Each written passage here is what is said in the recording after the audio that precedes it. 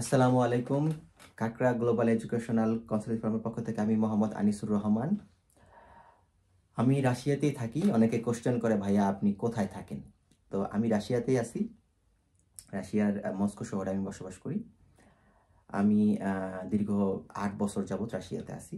৭ বছর শেষ হয়ে গেছে, ৮ বছর চলতেছে। তো আমাদের প্রতিষ্ঠানটি ঢাকা সাভারে অবস্থিত। যারা অনেক সময় কোশ্চেন করে যে আমরা আপনাদের প্রতিষ্ঠানে কিভাবে যাব, তাদের জন্য খুব ভেরি ইজি।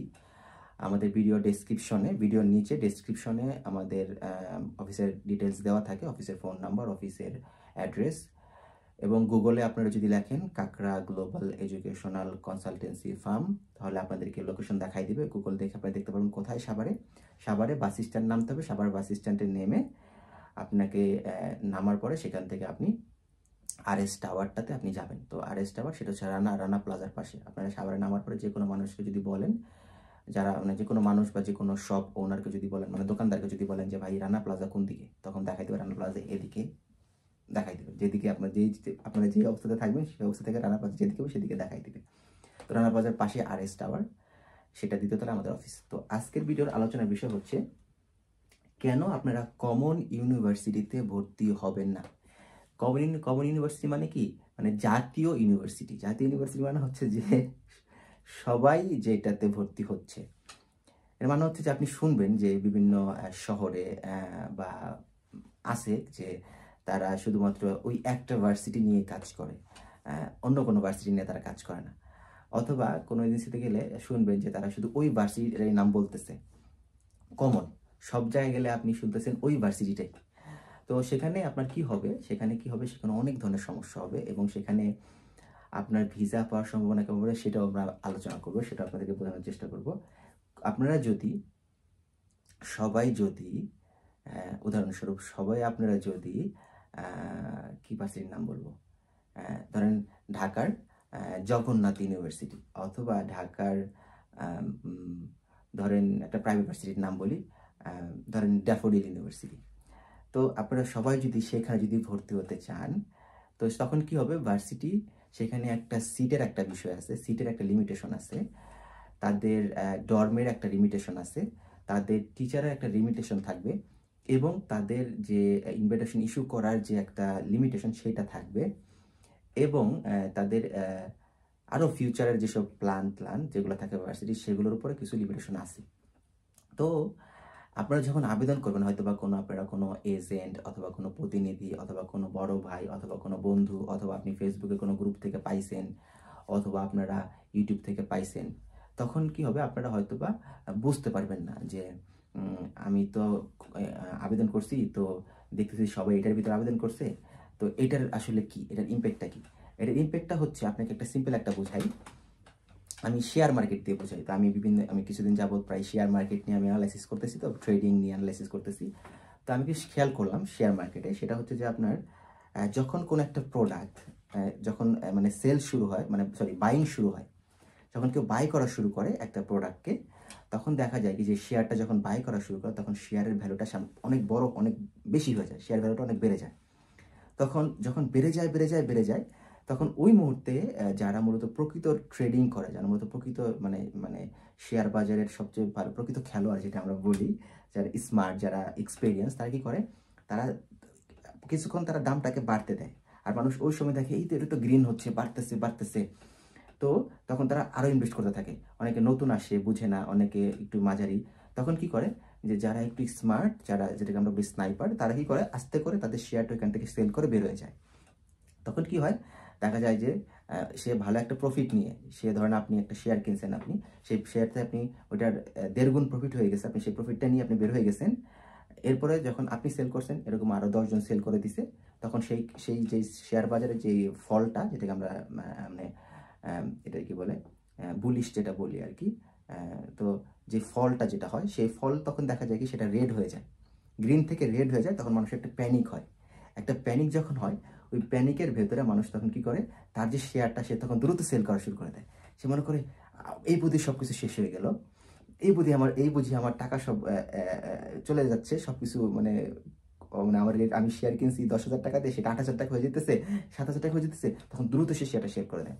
তখন কি হয়? তখন সে সেখানে লস হয় তার। তখন সে বলে শেয়ার মার্কেট ভালো না, শেয়ার মার্কেটে এইটা সেইটা হাবিজাবি। কিন্তু আপনি যে শেয়ার মার্কেটে যখন এন্ট্রি করছেন, যখন আপনি যে শেয়ারটা কিনছেন, আপনার বোঝা উচিত ছিল এই শেয়ারের যে অ্যানালাইসিস, যে এই যে প্রতিষ্ঠানটা, এই প্রতিষ্ঠানটার শেয়ার ভ্যালু, মানে তার প্রতিষ্ঠানের যে ভ্যালু আছে, এটা ভ্যালু কেমন, তারপর হচ্ছে এটার অ্যানালাইসিস আপনার করা উচিত ছিল। অনেক কিছু থাকে, তাদের শেয়ারটা একটা সময় কেমন ছিল, তাদের মার্কেটের ভ্যালু কেমন, তাদের মানে অনেক কিছু আপনাকে এটা যাচাই বাছাই করতে হবে। আমি আপনাদের সঙ্গে বোঝাতে পারবো না, জাস্ট সিম্পল উদাহরণটা দিচ্ছি।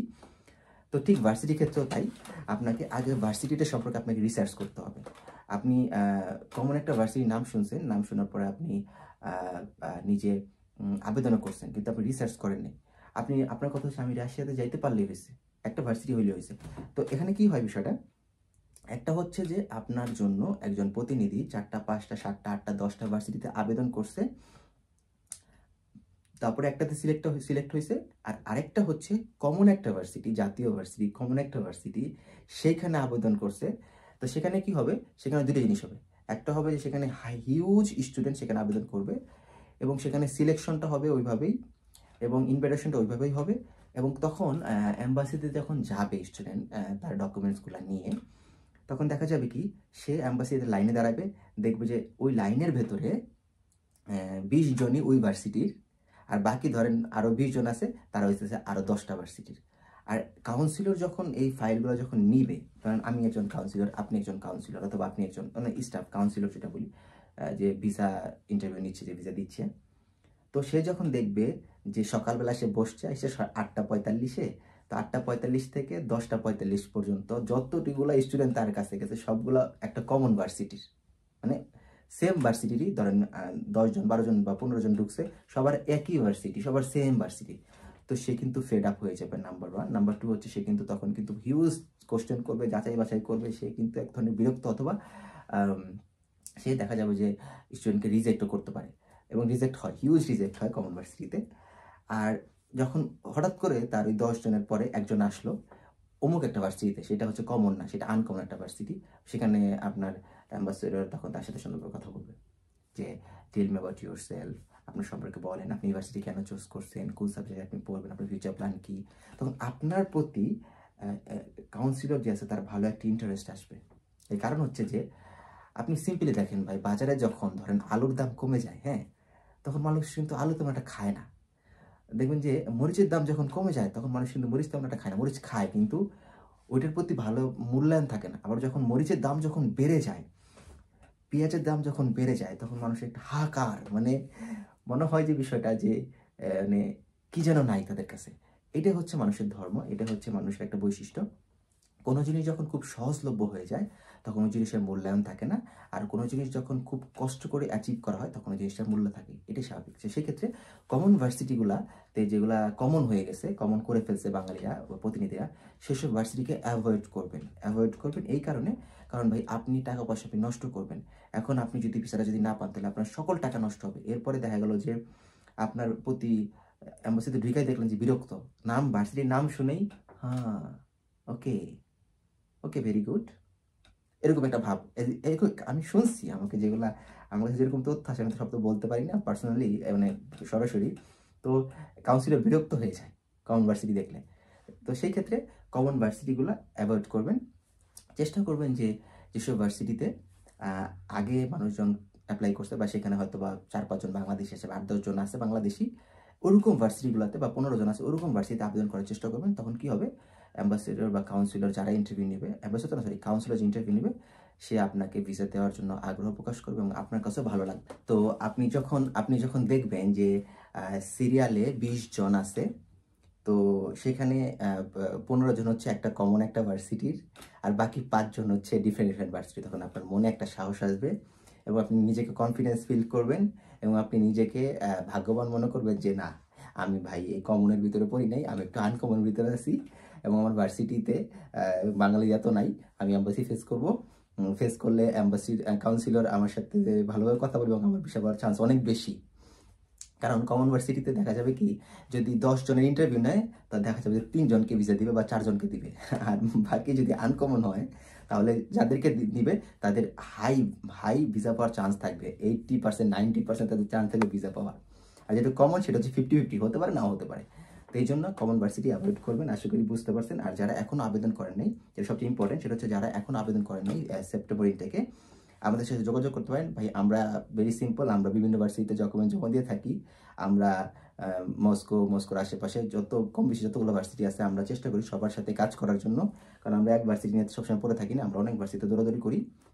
আর আমরা চেষ্টা করি একটি স্টুডেন্ট ফাইল নেওয়ার পরে তাটা যেন সাকসেস হয়। আমাদের মূল উদ্দেশ্য সাকসেস করা। ফাইল নেওয়া যায়, ফাইল নিতে কি অনেক ফাইল নেওয়া যায়, কিন্তু সাকসেস হচ্ছে মেইন। সাকসেস যখন আমরা করতে পারবো তখন হচ্ছে আমাদের সফলতা এবং স্টুডেন্ট সফলতা। যারা এখন আবেদন করেননি, আবেদন চলতেছে, আমাদের স্ক্রিনে দেখানো হোয়াটসঅ্যাপ নাম্বারে যোগাযোগ করেন। আর আমাদের অফিসিয়াল আওয়ার তো বলেই দিছি, সকাল 11টা থেকে সন্ধ্যা 7টা পর্যন্ত, এর ভিতরে আপনার অফিসে আসতে পারেন। এরপরও যদি যোগাযোগ করেন কেউ, হোয়াটসঅ্যাপে মেসেজ দিতে পারেন, হয়তো বা আমাদের যারা জব করে অফিসে যারা আছে তারা চাইলে আপনাদেরকে রিপ্লাই দিতেও পারে, নাও দিতে পারে, বাট অফিস আওয়ারে মেসেজ দিলে রিপ্লাই পাবেন। এই ছিল আজকের ভিডিওতে। আজকের ভিডিও চেষ্টা করছি বোঝানোর জন্য। ভালো থাকবেন, সুস্থ থাকবেন। যারা এখন আবেদন করেন নাই আবেদন করবেন। আপনাদেরকে সবাই জানাচ্ছি শুভেচ্ছা, অভিনন্দন ভিডিওটা দেখার জন্য। আল্লাহ হাফিজ।